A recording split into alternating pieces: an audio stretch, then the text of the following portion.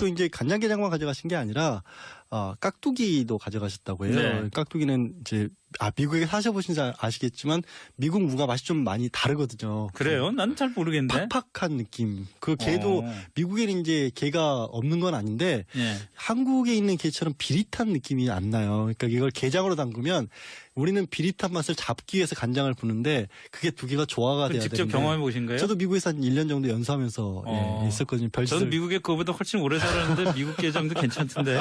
그건 이제 어떻게 보면 입맛이 조금 덜 까다로우신 것 같고요.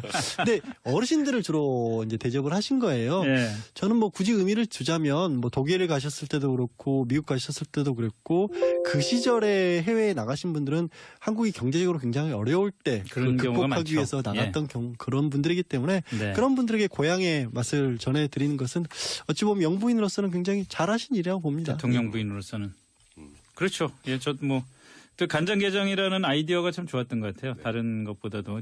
사실은 아까 영 변호사 얘기하셨지만 미국에 있으면서 요즘 웬만한 한국 음식 다 먹을 수 그렇죠. 있는데. 예, 근데 간장게장은 참 쉽지가 않거든요. 그러니까 이번에 사실 저는 뭐 간장게장을 400인분을 가져갔다 그 팩트보다 더 중요한 건 간장게장이라는 음식을 선정하는 과정. 네. 그게 제일 중요했던 것 같아요. 그러니까 미국에서 그래도 한국 교민들 연세 드신 분들이 가장 먹기 힘든 것, 한국 맛을 찾기 힘든 게 간장게장이라고 해서 간장게장이라는 걸 선정을 했고 또 400인분을 다른 사람이 아니라 본인이 혼자 손수 직접 또 담그은 거고요. 이제 그런 것들이 저는 그러니까 음식에서 느껴지는 정성이라고 해야 될까요? 그러니까 그 교포분들께서 그냥 이게 쇼잉하려고 가져온 게 아니라 정말 우리들을 생각해서 가지고 왔구나라는 걸 느낄 수 있게 해주신 것 같아서 저는 그런 면에서 저도 뭐 아까 양재열 변호사 얘기했던 것처럼 이거는 진심으로 좀 교민들께서 많이 감동을 하셨을 것 같아요. 그래서 저는 영부인으로서 굉장히 훌륭한 행보였다고 했습니다. 입에 침이 돌고 가지고 간장게장 먹고 싶네요. 역대 대통령들이 좋아했던 음식들 또는 상징적으로 내세웠던 음식들이 있잖아요. 보면은. 저는 이제 아주 많이 거슬러 가진 않고요. 제일 먼저 음식을 가지고 아마 화제에 자주 오르락내렸던 것은 아무래도 김영삼 전 대통령 같아요. 칼국수 좋아하셔서 그렇죠.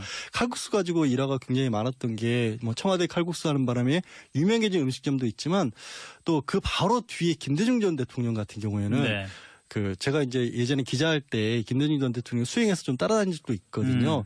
굉장히 잘 드셨어요. 건강하시고.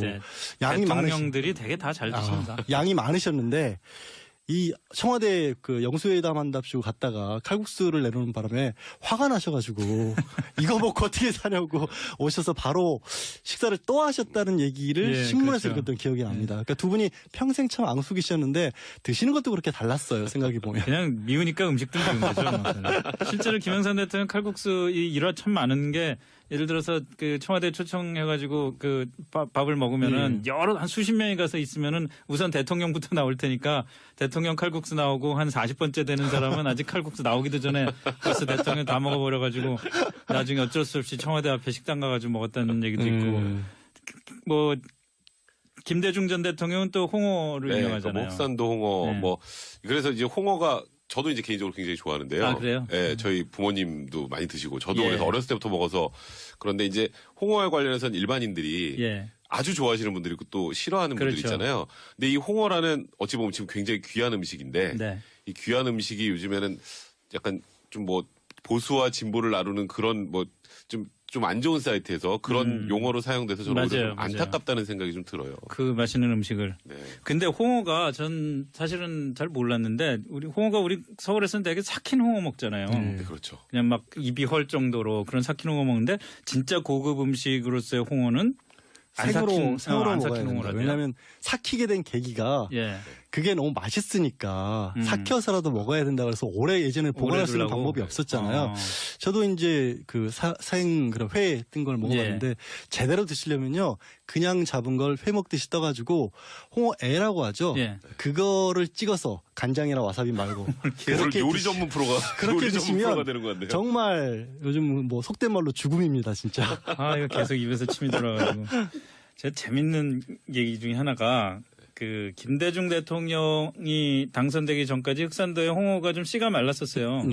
근데 김대중 대통령이 당선되고 나니까 흑산도에 홍어가 돌아왔고 그리고 나서 다음번에 그 전에 김영삼 대통령이 당선되고 나니까 김영삼 대통령 집안이 멸치업을 예. 했잖아요. 네. 근데 멸치도 잘 안 잡혔는데 갑자기 거제도 그쪽에 멸치가 때가 왔었어요.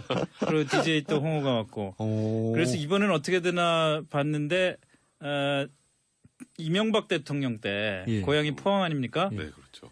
그 과메기? 과메기를 원래 우리가 꽁치로 해먹는 걸로 알잖아요. 아. 근데 과메기 원래 청어로 해먹는 예. 건데 10수년 동안 포항에 청어가 없어졌어요. 청어가 씨가 말랐었는데 이명박 대통령이 당선되고 나서 포항에 청어가 돌아왔습니다. 정말로요? 그래서 실제로 그 청어 과메기를 제가 그 당선되고 나서 한 1년쯤 지난 다음에 어디 포항 식당 가서 먹어본 적이 있어요. 근데 말씀하신 거 들어보니까 확실히 그때마다 네. 유행이 좀 돌았던 것 같아요. 그러니까 과메기도 그렇죠. 사실은 서울에서는 그렇게까지 뭐 흔한 음식도 아니었고 좀 그렇게 이것도 많이 안 먹었죠. 좀 강한 사실. 음식이잖아요. 어떻게 예, 보면. 예. 근데 언젠가부터 이명박 전 대통령이 당선되고 난 이후로는 서울 식당들에서 꾸준히 좀 찾게 되는 메뉴로 바뀌었더라고요. 그 김영삼 대통령 때도 그 저 관가나 뭐 기업 같은 데서 선물 같은 거 그 추석 때 이제 네. 추석도 얼마 안 남았지만 주고받을 때 보면은 멸치 선물이 그렇게 많았다는 거 아닙니까? 그때는 김영삼 전 거의 멸치로 대통령한테 통일이었죠. 그때는. 멸치 안 받은 사람은 국회의원 아니라는 얘기까지 한때 그때는 들었다고 하니까요. 맞아요. 아이 참. 아우 배고파. 자, 다음 소식으로 넘어갑시다. 이거 어떻게 얘기를 해야 될지 저도 참 난감하고 모르겠는데 우리가 너무나 좋아하는 가수 네. 고 김광석 씨의 죽음을 둘러싼 그 의혹 문제제기 많았잖아요. 네, 근데 그렇습니다. 이번엔 더군다나 김광석 씨의 딸까지 생존한 줄 알았던 딸까지 숨져 있었다. 어떻게 봐야 되나요? 이게요. 두 분 다 변호사니까. 당황스러운 게 예. 이게 이상호 기자가 이제 그 영화를 개봉을 하면서 그러니까 김광석 씨가 타살된 것 같다라는 얘기를 하고 또 여러 가지 요견했던 게 딸이 서현 씨가 감금돼 있는 것 같다는 얘기도 있었고 설이에요. 이게 다 맨 처음에. 네. 그리고 지금 어딘가 뭐 사라져서 뭐 실종이 된 것 같다. 근데 그에 관련해서 이 부인 소모 씨는 뭐 해외에 있다라고 사람들한테 얘기했다. 뭐 여기까지가 이제 그동안에 나왔던 근데 얘기인데 더군다나 해외에 그냥 있다고 그런 게 아니라 잘 살고 있다 그랬어요. 잘 살고 있다도 한번 얘기를 했고 해외에 어딘가에 있어서 나도 연락을 할 수가 없다. 네. 뭐 이런 얘기도 하더라고요. 근데 이제 그 가족들 입장에서 예. 아무래도 이게 혹여라도 감금돼 있거나 이러면 안 되니까 예. 아이를 찾자. 그래서 그 영화 개봉 이후에 이상호 기자하고 고 김광석 씨의 큰형이 경찰서를 찾아갑니다. 그래서 실종 신고를 해요. 그럼 실종 신고라는 게 지금 사람이 도저히 어디 있는지 못 찾으니까 네. 실종 신고를 해놓고 뭐 찾는 데 한 방점을 찍는 거거든요. 근데 실종 신고를 안 받아주는 경우가 있어요. 그 사람이 사망했을 때. 그런데 이제 확인을 해보니까 2007년, 그러니까 딱 10년 전이죠. 12월 23일에 딸 서연 씨가 예. 이제 폐렴 증세 같은 걸로 이제 사망했다라는 게 이제 확인이 된 겁니다. 네. 근데 이제 문제는 그 당시에 또 이게 뭔가 이상했는지 경찰에서도 나중에 부검까지 했어요. 그래서 뭐 추가로 뭐 독극물 같은 게 나오는지, 그러니까 뭐 살해 의혹 같은 것도 있을 수 있으니까요. 예. 근데 뭐 특별하게 다른 것들이 나오지 않았고 예. 또 이 딸 서연 씨가 한 5일 전쯤에 병원에 내원해서 이제 감기와 관련된 좀 치료를 받았던 기록도 나오고 네. 그러니까 이거는 감기가 악화돼서 폐렴으로 사망한 것이다. 라고 해서 그 당시에 이제 그냥 아무 문제 없이 끝이 났는데 네. 그 이제 통상적으로 2007년에 한 의료 기술 한번 생각을 해보면요. 폐렴이 걸리면 바로 안 죽거든요. 그렇죠. 그 하루아침에 그리고 그냥 순식간에 아프면 심장마비랑 입원해서 좀 다르죠. 있으면 괜찮아지는데 병원에 도달하기 전에 죽었다는 얘기까지도 있어요, 지금. 네. 근데 그 당일날 이 서현 씨가 사망했다라고 하다 보니까 이거는 뭐 고의로 방치해서 그러니까 사실상 살해와 마찬가지로 방치하다가 아이가 사망한 것이 아니냐라는 지금 그런 의혹이 또 제기가 돼 있는 상황입니다. 근데 더 문제는 이 10년간 이 부인 서모 씨가 이 사실을 사람들한테 알리지 않은 거죠. 근데 여기서 더 사실은 또 이상해지는 게 예. 사실 저도 이제 말씀드려도 조심스럽습니다. 이거 왜냐면 어쨌든 좀 남편하고 아이가 사망한 상황인데 네. 부인 입장에서 혹시라도 억울한 상황이 있으면 정말로 치명적인 어떤 명예훼손이 되는 그럴 수 거지만 있죠. 좀 이해가 안 가는 부분이 있는 거예요. 지금 백 변호사가 말한 것처럼 2007년 10월 23일에 아이는 사망을 했습니다. 네. 그때 문제는 이 김광석 씨가 남긴 재산이 굉장히 많거든요. 상당했거든요. 아유, 그 뭐 노래가 노래가 큰 인기가 노래가 한두 곡이 있고, 아니니까. 예. 그래서 조금 좋지 않은 얘기지만 가족끼리 재산 상속을 놓고 분쟁이 있었어요. 그러니까 김광석 예. 씨의 그 부모님하고 네, 부모님, 시어머님하고 예, 부인하고. 예. 근데 이제 남편이 사망을 하게 될 경우에는 원래 자식이 있었을 경우에는 자식이 더 우선순위가 가거든요. 예. 그러니까 자식과 그다음에 살아남은 배우자, 그러니까 자식하고 그 아내하고 나눠 갖게 돼 있는 거고 네. 시어머니는 그냥 원칙대로만 따지면 못 가져갔어요. 그래서 여러 가지 문제가 복잡했기 때문에 소송이 걸렸는데 2008년에 대법원에서 이게 종결이 되거든요. 네. 근데 2007년 10월 23일에 아이는 이미 사망을 했는데 그 사실을 법원에 알리지 않고 계속 재판을 끌어간 거예요. 그래서 이게 딱 결론만 말씀드린 것처럼 아이가 살아있으면 아이하고 자기하고 재산을 다 가져가는 거고 네. 아이가 사망을 한 걸로 결론이 나면 이건 전 사건 내역을 보니까 원칙만 말씀드린 네. 겁니다. 아이가 사망했을 경우에는 자신하고 아내하고 시어머니하고 나눠 가져야 되는 상황이거든요. 네. 이 혹시 그런 것 때문에 그런 게 아닌가 하는 그냥 의심만 가는 상황이에요. 그러니까 의심이 나는 거죠. 그러니까 의심만. 근데 그 얘기도 또 이건 맞는 얘기인지 모르겠는데 김광석 씨가 돌아가시기 전에 네. 내 노래 저작권을 아내한테 주지 마라. 뭐 이랬던 얘기도 있던데? 그러니까 그게요. 그것도 여러 가지 이제 설이 많이 돌고 있는 건데 네. 이제 아버지에게 이제 소위 저작 인저권이라고 해서 나중에 앨범 내고 음원에 관련된 권리를 좀 넘겼다가 그와 관련해서 분쟁이 생겨서 이 아내하고 뭐 이 아이하고 이제 그 음원의 저작권 관련된 부분을 넘겨주면서 이후에 또 앨범을 내게 되면 이제 예. 추모 앨범 같은 거 내지 않습니까? 이제 그럴 때는 상의한다라고 돼 있었거든요. 근데 그거를 상의하지 않고 이 소모 씨가 냈어요. 또 그거 가지고도 분쟁이 있었어요. 근데 지금 그 아까 양 변호사님이 말씀하신 거 제가 좀 아주 짧게만 부연을 하면 네. 이 딸아이의 죽음과 소송 결과는 어찌 보면 크게 상관은 없습니다. 이건 김광석 씨 사망한 시점을 가지고 상속을 판단하는 거니까. 네. 근데 이제 소송하는 도중에 사람이 죽으면 어떻게 하냐면요. 죽은 사람을 상대로 소송을 못 하잖아요. 그렇죠. 계속. 그러면 이 소송을 이 상속인이 이어받아서 해야 돼요. 근데 그러면 이제 당사자가 사망했습니다라고 법원에 알리고 그걸 이어받아야 되는데 그걸 이어받았으면 중간에 조정 과정에서 분명히 문제가 터졌을 거예요. 네. 아마도 그런 것 때문에 전혀 알리지 않고 끝까지 갔다가 대법원에서 판결이 나왔으니까 지금 일단은 이 유가족 측 변호인은 이거 소송 사기 아니냐라고 하는데 저는 이게 소송 사기는 어차피 안 되는데 아 그래요? 예, 이게 왜냐하면 알리지 않고 나온 판결이 위법하지만 무효는 아니다라는 게 일단 대법원의 일관된 견해입니다. 그런데 지금 이 상황을 조사하기 위해서는 무언가 고소 고발을 해야 되는 상황이에요. 그러다 보니까 이 부분도 소송 사기와 관련해서 고소를 하게 되고 아까 또 아이의 사망 과정에서 뭔가 석연치 않은 부분을 조사해달라 살인죄가 될 수 있다. 라고 해서 지금 이제 고소장을 넣은 상황이기 때문에 고소장 든 것은 청취자 여러분들께 설명을 해드리자면은 고 김광석 씨의 친형이 네. 검찰에다가 김광석 씨의 부인 서모 씨를 네. 살인 사기 혐의로 네, 그러니까 고소를 한 거죠. 아이에 대한 살인죄. 아이에 대한 살인과 그리고 제가 말씀드렸던 소송사기. 아까 그 소송사기. 근데 예. 소송사기는 성립하기 힘들지만 그래도 그 과정을 조사해달라는 취지로 지금 고소를 하게 된 거죠. 성립하기 힘든데 조사를 검찰이 하나요? 그러니까 지금 사실 원칙적으로 따지면 예.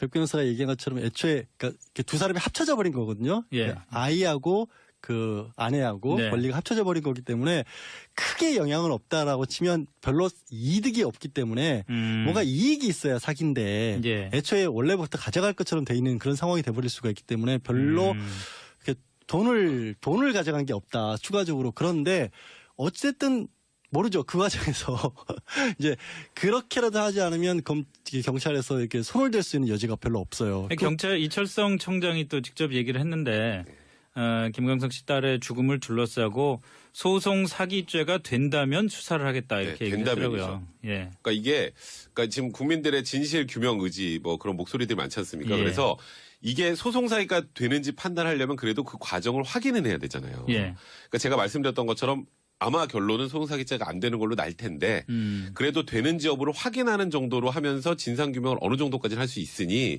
이런 취지의 얘기를 한 것 같고요. 소송사기는 아주 간단하게 말하면 제가 양지열 변호사한테 받을 돈이 하나도 없어요. 네. 근데 10억을 받을 게 있다고 소송을 하는 겁니다. 네.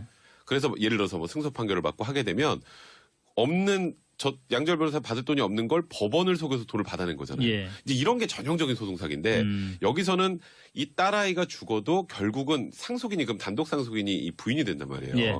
그러면 재산상 이익이 추가로 들어오는 건 없거든요. 어차피 받을 예, 거니까. 그러니까 근데 이제 문제는 이 중간에 뭐 대법원 판결 가기 전에 항소심에서 조정 과정 좀 있었는데 그 과정에서 소송사기죄가 성립될 여지가 좀 있었는지 이제 그런 부분을 보려고 하는 게 아닌가. 뭐 일단 그렇게밖에 추정할 수 없는 것 같습니다. 자, 지금 그 온라인에서 이거 해결하라고 청원이 2만 명을 넘어서 그러다 보니까 이제 정치권에서도 좀 움직이기 시작했는데 민주당의 안민석 의원하고 정의당의 추혜선 의원이 김광석법을 대표 발의를 했어요. 핵심은 이제 공소시효가 완성이 됐다 하더라도 이런 살인 사건 같은 경우에 의혹이 제기되는 살인 사건 같은 경우에 다시 수사를 할 수 있게 한다 이건데 이런 법안이 통과가 될 수가 있습니까? 현실성은 별로 없어 보여요. 사실은 이미 이제 살인죄 같은 경우에는 공소시효는 폐지가 됐거든요. 예. 하지만 그런 제도들이 나중에 바뀌는 거는 그 여태까지 진행하고 있는 사건에서는 앞으로는 이제 공소시효 없앤다 이게 가능해도 네.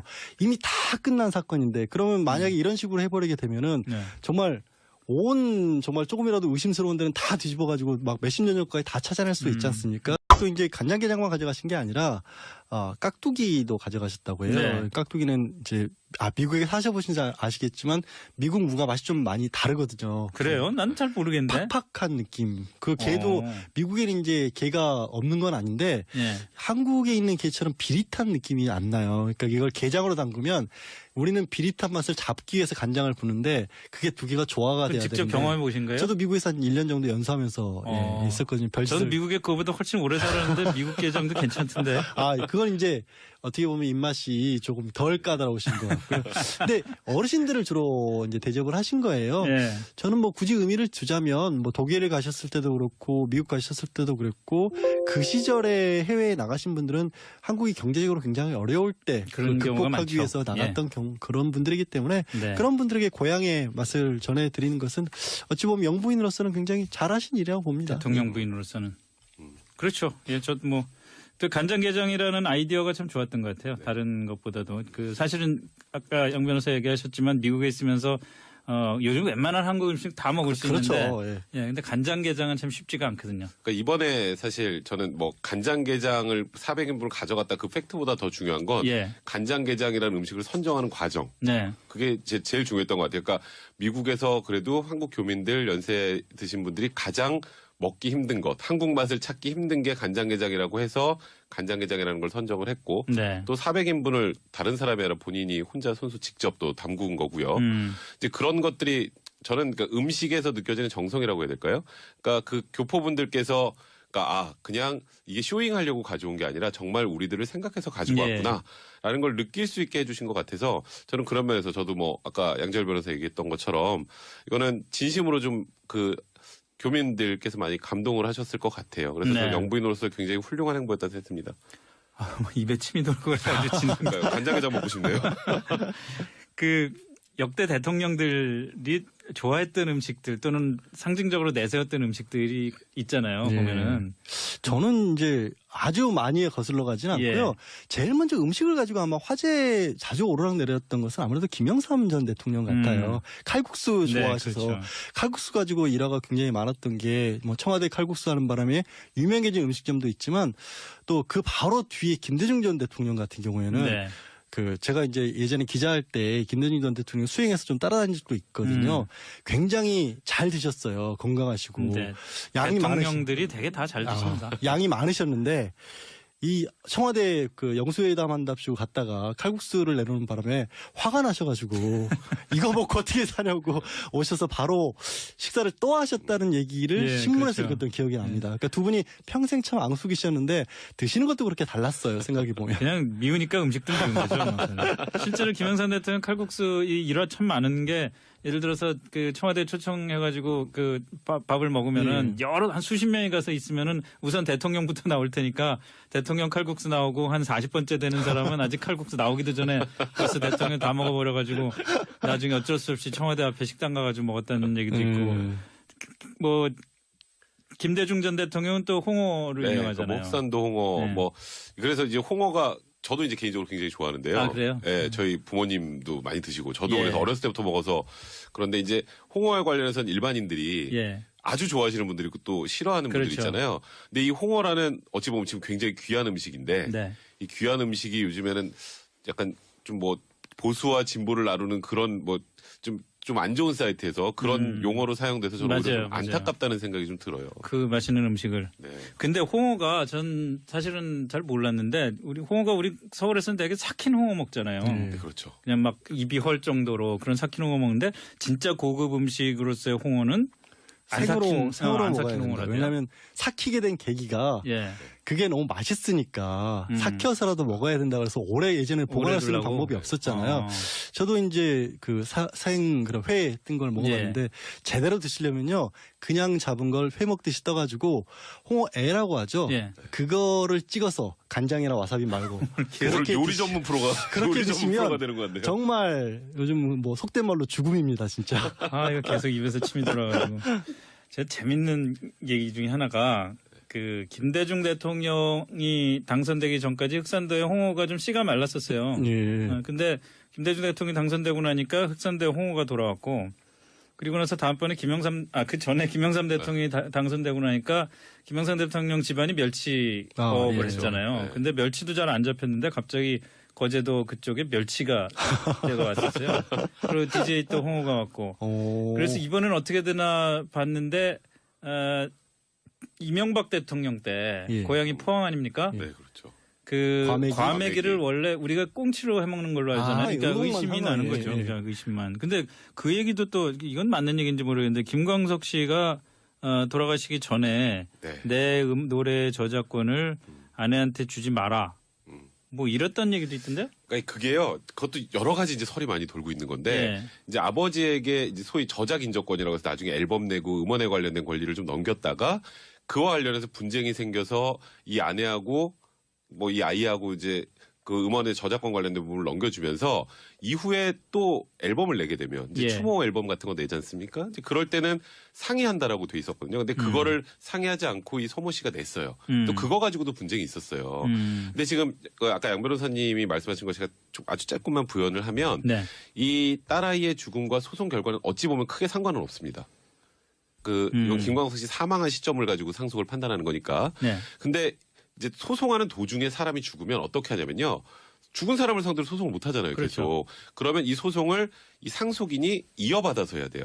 근데 그러면 이제 당사자가 사망했습니다라고 법원에 알리고 그걸 이어받아야 되는데 그걸 이어받았으면 중간에 조정 과정에서 분명히 문제가 터졌을 거예요.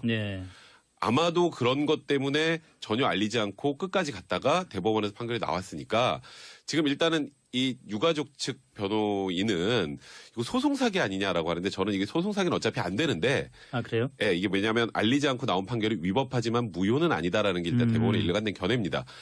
그런데 지금 이 상황을 조사하기 위해서는 무언가 고소 고발을 해야 되는 상황이에요. 그러다 보니까 이 부분도 소송 사기와 관련해서 고소를 하게 되고 아까 또 아이의 사망 과정에서 뭔가 석연치 않은 부분을 조사해달라 살인죄가 될 수 있다.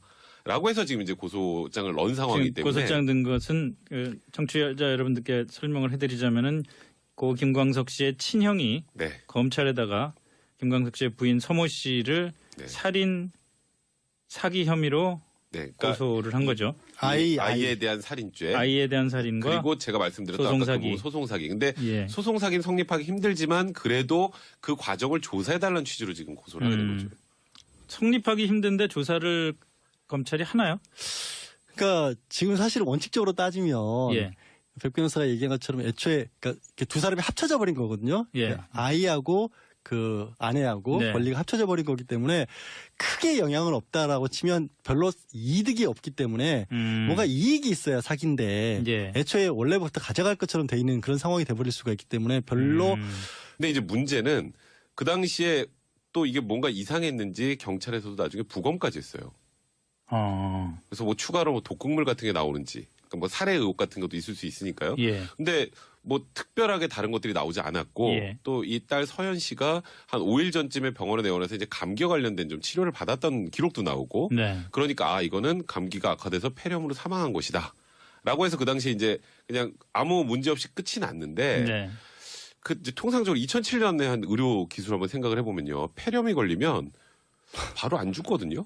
그렇죠. 그 하루아침에 그리고 아프면 입원해서 좀 있으면 괜찮아지는데 병원에 도달하기 전에 죽었다는 얘기까지도 있어요, 지금. 근데 그 당일날 이 서연 씨가 사망했다라고 하다 보니까 이거는 뭐 고의로 방치해서 그러니까 사실상 살해와 마찬가지로 방치하다가 아이가 사망한 것이 아니냐라는 지금 그런 의혹이 또 제기가 돼 있는 상황입니다. 근데 더 문제는 이 10년간 이 부인 서모 씨가 이 사실을 사람들한테 알리지 않은 거죠.